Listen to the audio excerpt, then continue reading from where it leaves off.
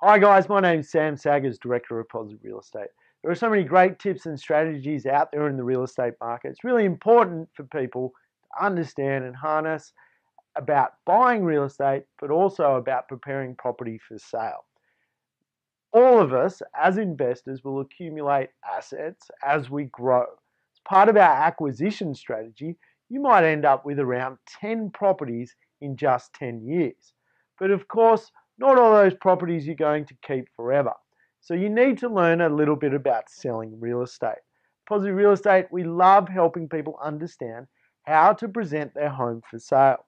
It's a great do-it-yourself strategy, and it's a good lesson for anyone trying to make some extra money out of real estate. Of course, we all know you make your money in the buying, and we teach around 80% of our principles are all about buying well, because that's where the real money is to be made. But I tell you what, it helps when you can put the icing on the cake by actually learning some strategies on how to sell and how to present property. So here's some real easy tips when it comes to both the external and the internal parts of your home so that your real estate agent can do a great job for you when you need to put your property on the market to sell. I'll tell you what, it's a pretty good time right now in a few marketplaces to consider actually cashing in all that hard work you've done over the last 5 years of investing. So look, the first one, pretty simple. Clean your house, repair any problems within the home, and repaint anything outside that needs a little bit of touch up. I'm not talking about going over the top or over capitalizing, but if you've got some warts on your home, you need to fix it. I tell you what, a good fresh coat of paint can do wonders for a home. It can bring life back, and it doesn't need to be expensive. In fact, you can do most of this stuff yourself.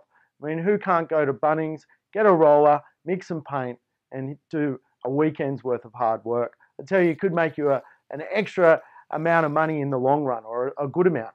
Use a high pressure hose on your home. You know, really give it a good fresh spray, because you'll be absolutely astounded with how fresh and clean it can look once you've actually done it. I just did it on my home. I tell you what, it was amazing how bright it was. I'd forgotten, I really didn't realize how dirty homes can get on the outside. When someone walks into your house that you're presenting for sale, you want it to look pretty good. You want it to actually look like all the weeds and all the gardens are well manicured. You want the home to feel warm, and it's a really important principle that you get your pot plants in order as people walk in. You want the home to present well. First impressions count, so make sure that you actually present the home looking really good. Another quick little tip is don't necessarily make everyone take off their shoes when they're coming into your house. Most Australians wear shoes in homes, and it kind of aggravates people when the agent tells you, hey, you got to take off your shoes. You don't feel that comfortable walking around the home.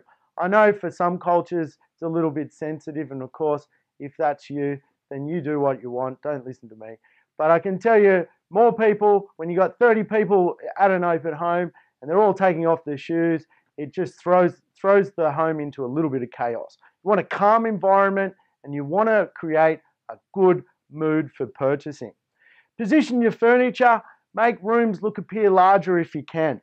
All right, and this is where sometimes a little bit of knowledge on how to style a home or to how to present a property with a lot less clutter than what most homes have.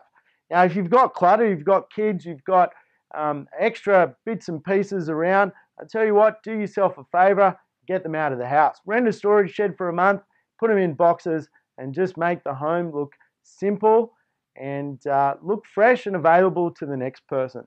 Another good thing to do is remove your personal artifacts. You don't necessarily want your picture or shrine of you, the king and his family, on the wall. It looks a bit creepy to a lot of people, so take it down and let people visualize themselves in your home, not you living in your own home as the king of the castle.